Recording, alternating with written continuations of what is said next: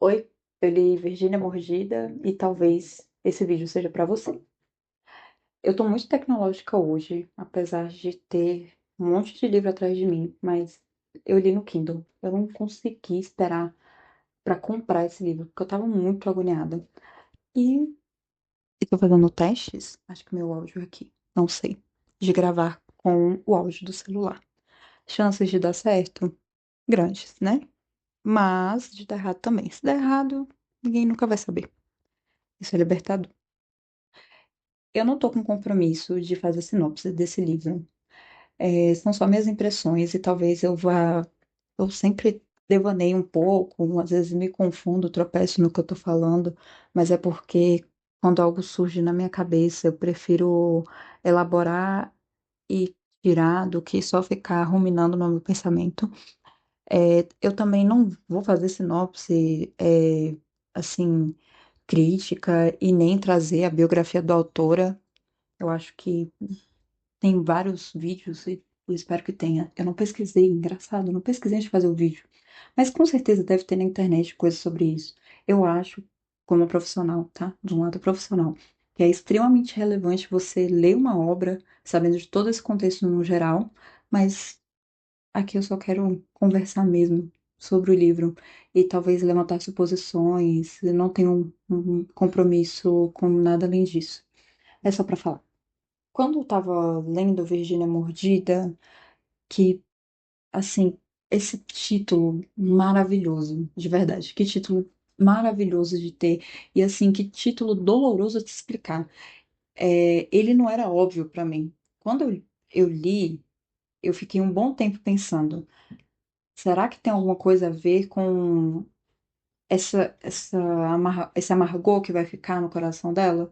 E não era, era muito literal. Então, essa primeira, assim, expectativa que para mim venceu quando eu estava fazendo a leitura. Mas eu vou dar uns passos atrás. E aí eu tenho várias situações marcadas no livro que me pegam em pontos diferentes. Mas uma primeira faísca que realmente, assim, me traz uma chama é essa relação que a Virgínia tem com as mulheres ao redor dela. É muito interessante, porque ao mesmo tempo que eu acho que é uma relação de muita lealdade, de muito respeito, uma relação muito fidedigna, eu também fico muitas vezes pensando de que é uma relação tão unilateral, é porque eu acho essa relação muito injusta.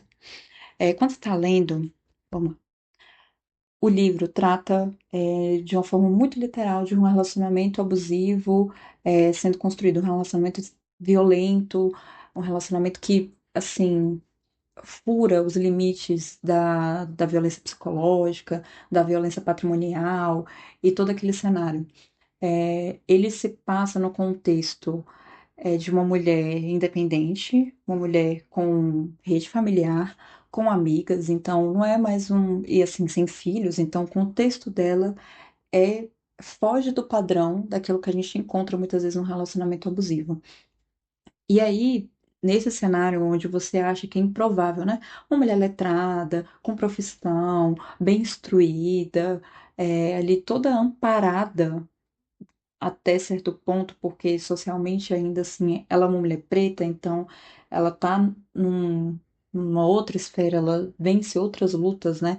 De ser subjugada, de ser preterida, ali por diante, ela ainda assim, ela destoa do padrão, podemos dizer, de um relacionamento abusivo. Mas não existe padrão para relacionamento abusivo. Qualquer mulher está sujeita a isso, e qualquer mulher pode passar. Então, não é mais um padrão, é mais as similaridades que existem em vítimas. Seria algo nesse sentido.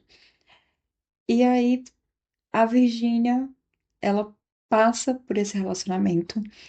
Com toda essa rede de apoio, e eu fiquei me perguntando diversas vezes que relação era aquela com as mulheres que estão ao redor dela. Porque quando você lê, você vê que a autora constrói muito bem essas relações. As amigas próximas, as amigas se distanciando ali quando ela tá muito envolta naquele relacionamento, quando ela começa a ocultar e assim por diante. Mas eu também fiquei me perguntando, e até me questionando do incômodo que vai sendo gerado quando você começa a observar realmente essa relação dela. Digo principalmente com o grupo de amigas mais próximo, que ela tem um grupo ali de três amigas que elas são bem unidas e também a relação que ela tem especificamente com a mãe dela, que não moram na mesma cidade, mas é muito presente no dia a dia dela, na vida, então elas se conversam pelo celular e assim por diante. E eu fico me questionando, é, o quão justo muitas vezes é a gente se dizer que tem amigos e uma rede de apoio, sendo que essa relação ela não é marcada exatamente pela honestidade. Então, quando a Virgínia começa a afundar naquele relacionamento, quando ela vê os erros, ela não fala. Assim, logicamente, né? Ela não fala porque um homem abusivo e aquela rede de manipulação, ela é firmemente construída, ele é um predador. Ele fez isso muitas vezes, ele fez isso com a última namorada. Mas eu não quero me ater ao que ele fez, eu queria entender melhor como é que ela age perante a isso e como nós agimos perante as relações femininas. Relações femininas são historicamente pintadas como frágeis. Mas, na realidade, são as relações femininas que muitas vezes salvam as mulheres. Então, assim, as amigas dela ficam putas, estressadas, nervosas e falam: não vou mais aceitar isso, não tem como existir esse relacionamento, isso é impossível, improvável. E elas brigam, batem de frente com ele, mas elas estão lá. Você vê que elas continuam, elas somem por um tempo, depois voltam. Só que ainda assim, eu, eu me sinto. é, instigada a pensar que tem uma dívida, de que eu sei, é uma relação que te tira do trilho, mas ainda assim é tão injusto, né? Ela tinha uma rede de apoio, ela tinha mulheres com quem contar, e mulheres que ela fala que ama, mas é tão ruim pensar que, caramba, sabe, você faltou ali usar o energúmeno, não vou nomear o querido aqui, pesquisar o nome dele. Henry é o nome do homem, do criminoso. É lógico, tá atrelado a como ele molda essa situação. Mas vê, fica assim um ponto de interrogação. Assim, será que nós somos realmente tão verdadeiras nas relações, nós mulheres?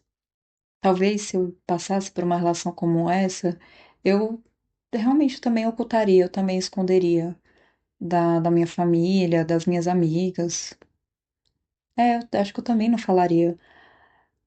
E aí, o que que eu posso entregar de verdade disso? Eu sei que é muito sobre o momento que você tá vivendo e tal, mas é, é injusto, né? Eu acho que fica pra repensar.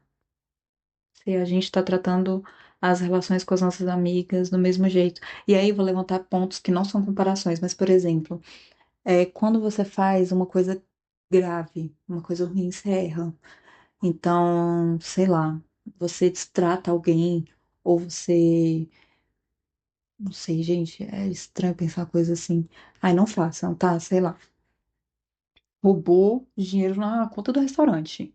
Roubou dinheiro na conta do restaurante. Pelo amor de Deus, que coisa terrível. Veja, se você faz isso, você não é nem pra ter amigo. Mas vamos supor que alguém faz isso e aí, sei lá, num momento muito esquisito da vida, pelos seus motivos, N razões, faz uma coisa dessa. Você vê que nessas situações você não conta, sabe? Aquelas situações que dão vergonha. Acho que nós, mulheres, temos muita tendência de não falar para as nossas amigas ou quando a gente está endividada. Pronto, uma mais factível. É, é muito comum. A taxa de endividamento no Brasil hoje está em 79% das famílias. 79% é a de endividamento?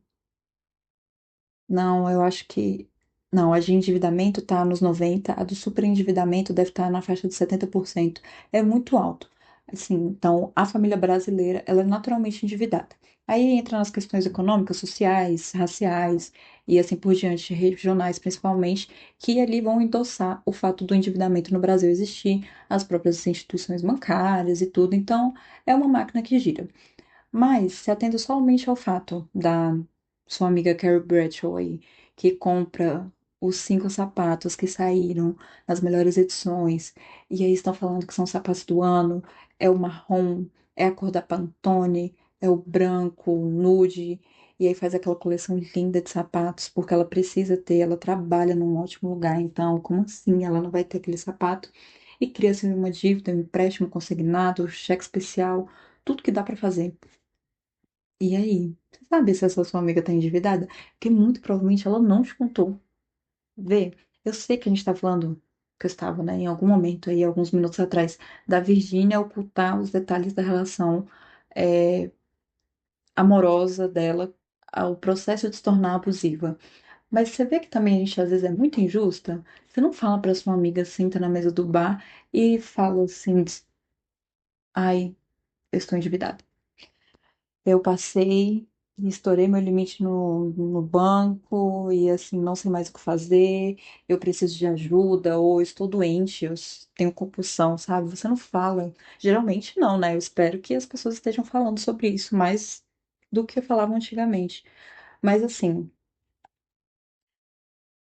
nós não somos tão genuínas como pintamos na internet, pintamos nas redes sociais, como gostamos de vociferar por aí. Então, somos muito boas em ser colo, em acolher, em cuidar, em rir, né? Dar risada. A gente se faz muito feliz, nós somos muito alegres, divertidas, comentamos de muitas coisas, mas eu acho que a gente ainda tá pouco unida, tá pouco junta, assim, pra falar quando dói, quando machuca. E às vezes, quando a gente chega pra falar, sim, amore, já tá cicatrizando, tá? Não é porque, nossa, me machucaram agora eu vou lá falar. Não. Assim, o pau já torou, tudo já tá dando, assim, muito ruim e você chega pra abrir o coração e finalmente falar. Mas esse era um ponto que eu tinha pra falar de Virgínia Mordida. Uma segunda consideração que eu tenho é como ela narra essa relação dela com o trabalho de uma maneira crua, sabe? Ela é uma mulher que tem um trabalho. E esse trabalho, ele não é romantizado, ele não é colocado numa posição assim, inalcançável. Ele é um trabalho conquistado a duras mãos e ela fica ali a todo momento se lembrando lá dentro, assim, uma voz que não cala, falando: Olha, esse trabalho que banca. Se você sair daqui, como é que você vai dar conta? Como? Como você vai sair dessa relação?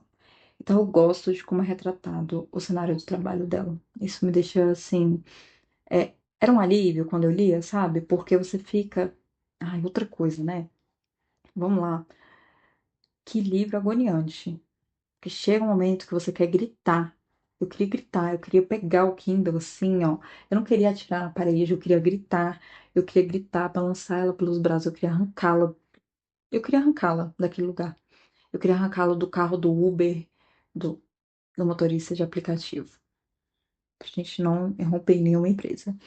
Do motorista de aplicativo, quando ele começa a discutir, eu queria tirá-la daquela homenagem que a família dela faz, sabe? Que é um memorial.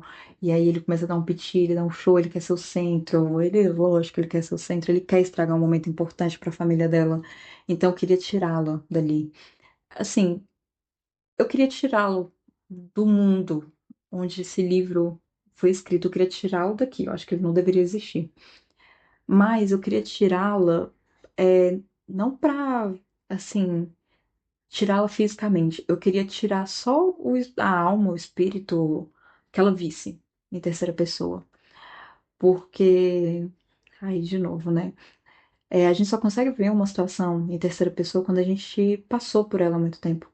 Então é muito difícil, às vezes, que a gente esteja atravessando aquele rio, aquela correnteza, aquele problema, e a gente consiga se concentrar ao máximo para se ver de fora, para tentar ver o todo. Então, assim,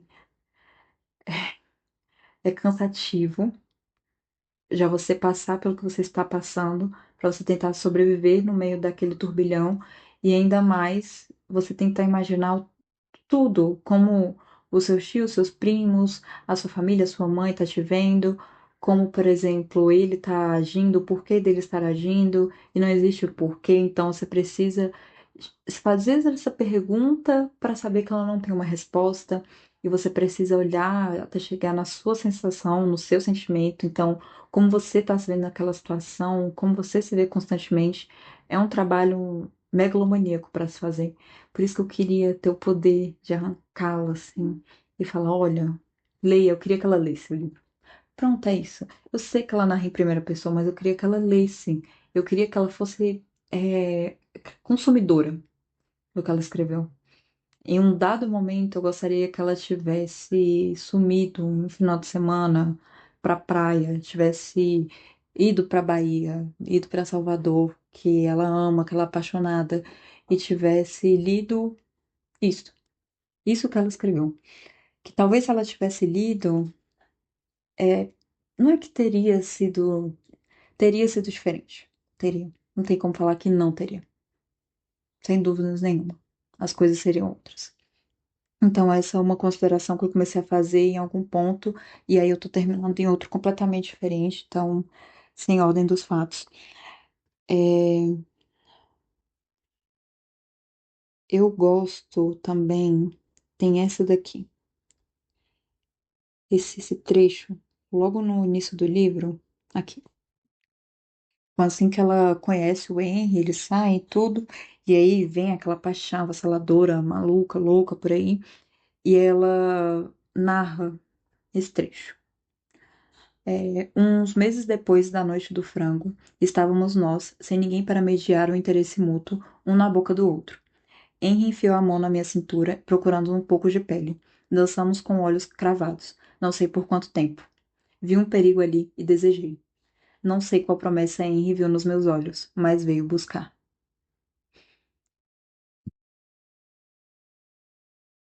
Esse trecho me pega, principalmente depois que eu terminei de ler, porque quando eu não li a sinopse desse livro, antes de lê-lo, eu estava numa livraria em São Paulo, não estava na Bibla, eu não vou lembrar.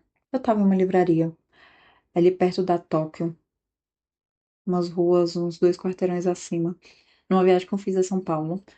E aí enfim, eu encontrei, esse livro me encontrou, eu encontrei esse livro e outro da Hilda Hilst, que eu também tá na minha fila de leitura.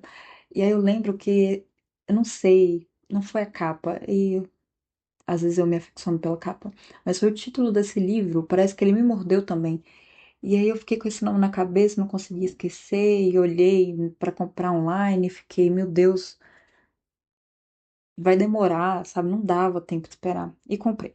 E aí peguei pelo Kindle. E sem ler sinopse nem nada, quando começa essa narração, eu não sabia para onde o livro ia desembocar. Então, assim, ela tinha saído de um outro relacionamento, que eu achava um cara super bacana, apesar dele ser um pouco snob. Aquele snob, como eu posso dizer? Um snob sutil. Ele era um snob sutil.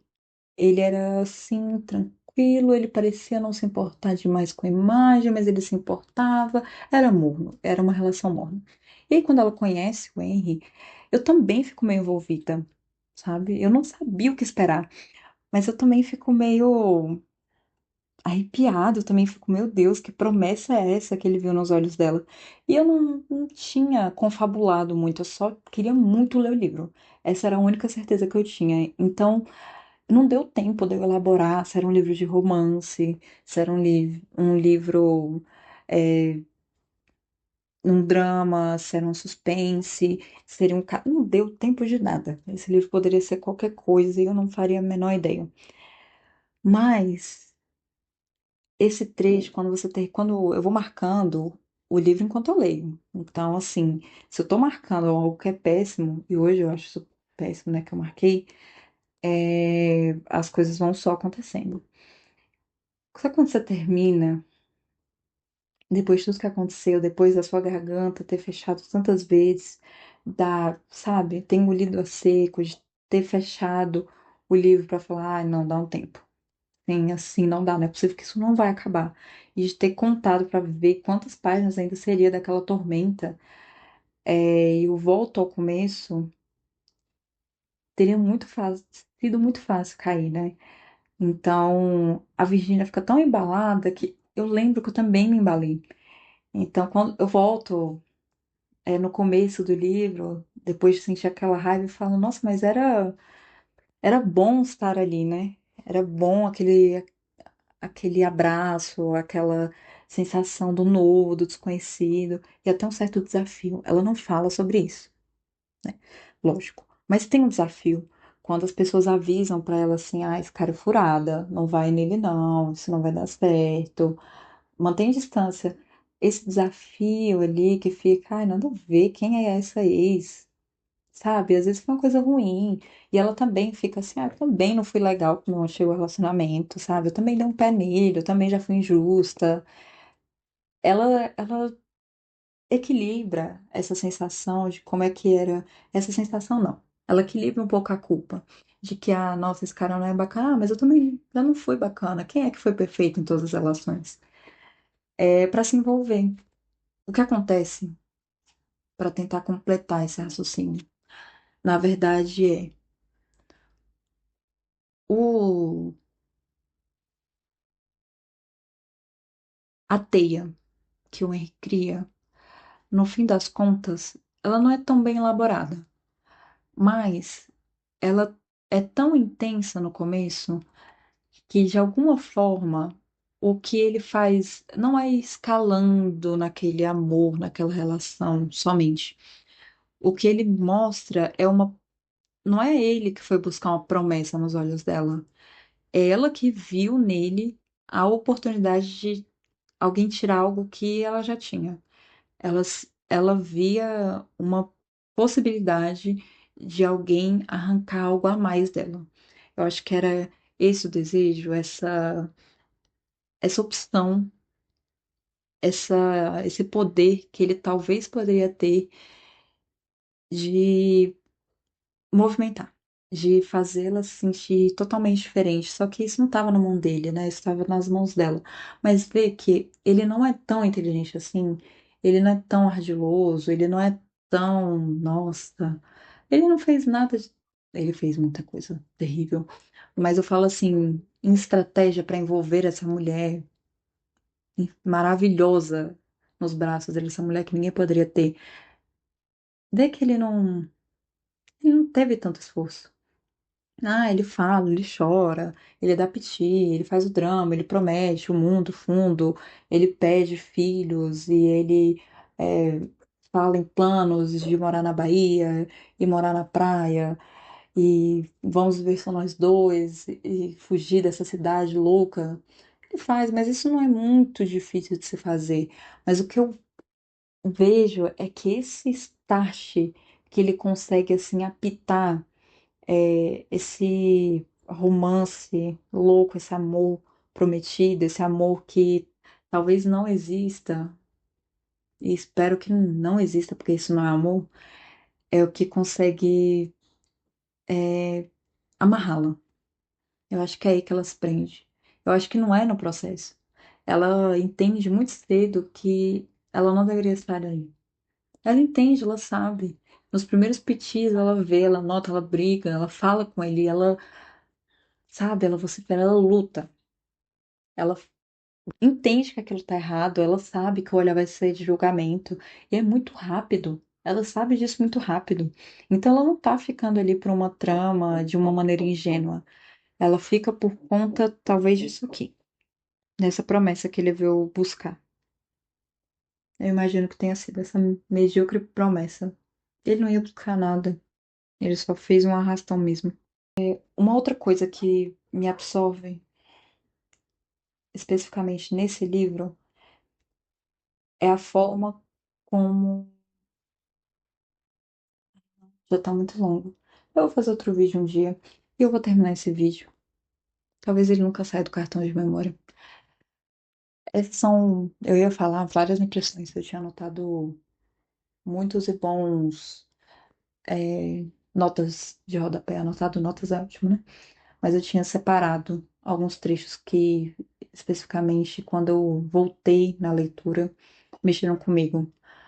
Mas eu acho que eu já falei bastante. E eu falei tudo que eu gostaria de falar hoje. Então, Esse é o vídeo.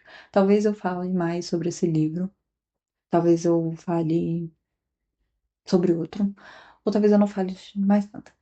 Então, sem promessa.